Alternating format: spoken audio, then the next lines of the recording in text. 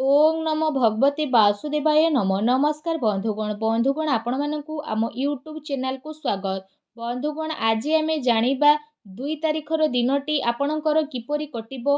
आजिर दिन को आपण केउ पगड़ी भाबरे प्लानिंग करिवे, केउ केउ जिनिसरु आपणको फायदा हेबो, केउ केउ जिनिसरु आपणको सावधानता रहिबाकु पड़िबो, आपणकर लव लाइफ किपरि रहिबो, कैरियर आपणकर किपरि रहिबो, बिजनेस एवं व्यापार किपरि रहिबो एवं स्वास्थ्यर महत्वपूर्ण इनफॉरमेशन मध्ये आमे आपण माननको भिडियो रे कहबू। आउ ए भिडियो शेष रे आमे आपण माननको गोटे उपाय विषय कहबू जहा द्वारा आपण आजिर दिन को आहुरी अधिक शुभ और मंगलदायक बनी पारिबे। फ्रेंड्स आगो को वीडियो आरंभ करबा पूर्व आमर आपण माननको रिक्वेस्ट कि जदि आपण आमर ए चैनल रे न आछंती तो चैनल को सब्सक्राइब करंतु, सांगरे नोटिफिकेशन बेल को मध्य ऑन करंतु जहा द्वारा समय समय रे सब वीडियो रो नोटिफिकेशन आपणक पाखरे पहुंची जिवो।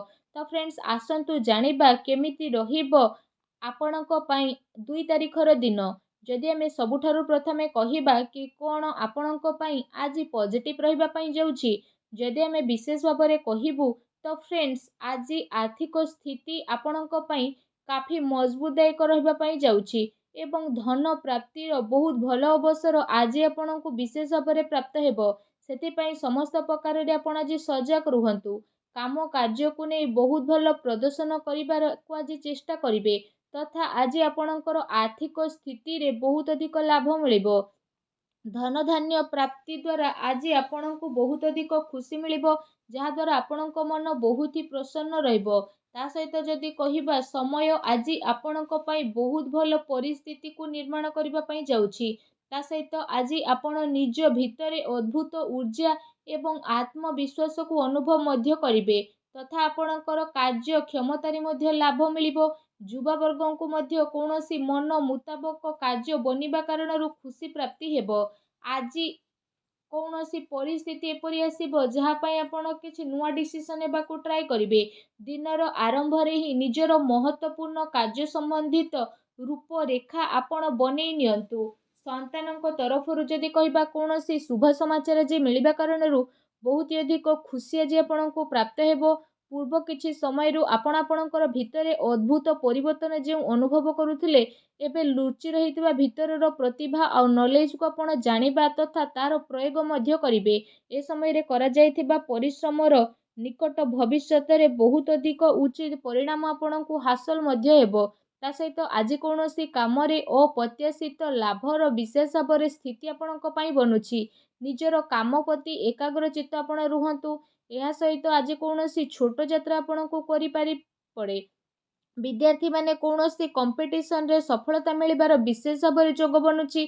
ता सहित जदि कहिबा ए समय रे करा जायथिबा परिश्रमर उचित परिणाम हासिल करिबा पई कर्म प्राधान्यता हेबा आपणको निहाती भाବରେ पड़िबो।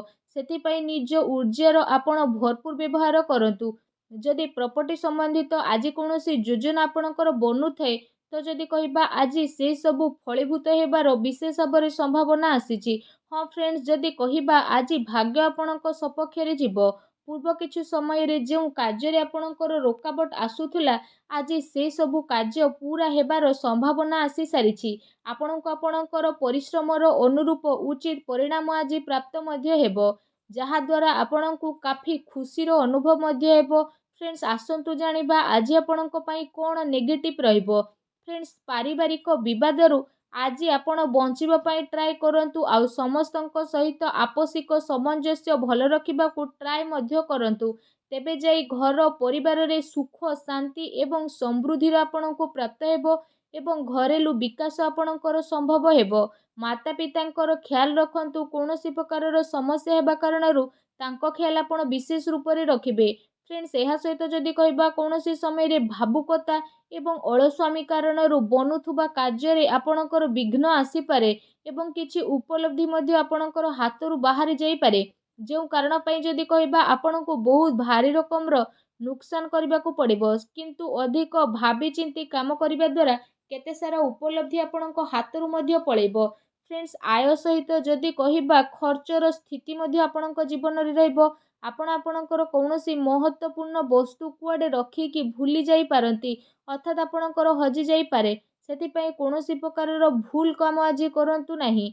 दिल अपेक्षा दिमाग रो आपण निर्णय नेबाकू ट्राई करंतु। ଭବିଷ୍ୟତର ଚିନ୍ତାକୁ ଛାଡ଼ି ବର୍ତ୍ତମାନର ଗତିବିଧି ଉପରେ ଧ୍ୟାନ ଅଧିକ ଆପଣ କେନ୍ଦ୍ରିତ କରନ୍ତୁ।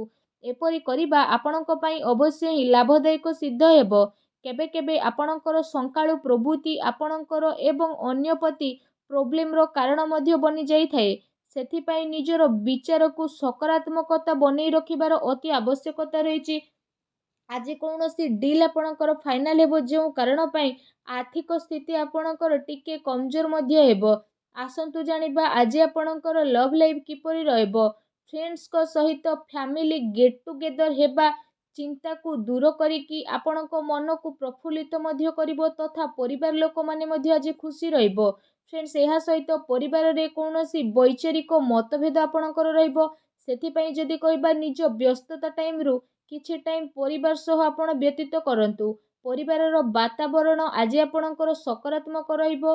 ପ୍ରେମ ସମ୍ବନ୍ଧରେ ସାତ୍ତ୍ୱିକତା ରଖିବାର ଆବଶ୍ୟକତା ରହିଛି। ତା ସହିତ ଯଦି କହିବା ପତି ପତ୍ନୀଙ୍କର ଭାବନାତ୍ମକ ତଥା ବିଶ୍ୱାସପୂର୍ଣ୍ଣ ସମ୍ପର୍କ ମଧ୍ୟ ଗଢ଼ି ରହିବ, ଯାହା ପାଇଁ ଘର ପରିବାରର ବାତାବରଣ ମଧ୍ୟ ଖୁସିପୂର୍ଣ୍ଣ ରହିବ।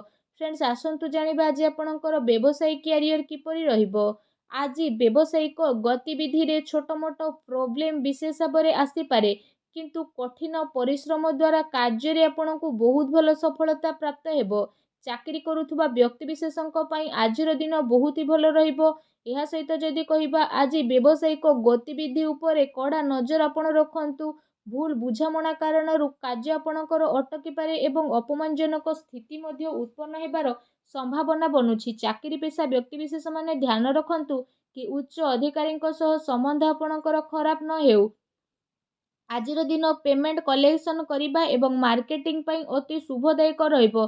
କାହିଁକି ନା ଅଟକିଥିବା ପେମେଣ୍ଟ ମିଳିବା କାରଣରୁ ଆର୍ଥିକ ସମସ୍ୟା ଆପଣଙ୍କର ସୁଧୁରିବ। ଚାକିରି ପେଶା ବ୍ୟକ୍ତିଙ୍କୁ ତାଙ୍କର ଉଚିତ ପରିଶ୍ରମ ଆଧାରରେ ଲାଭ ପ୍ରାପ୍ତିର ବିଶେଷ ଭାବରେ ଯୋଗ ବନୁଛି।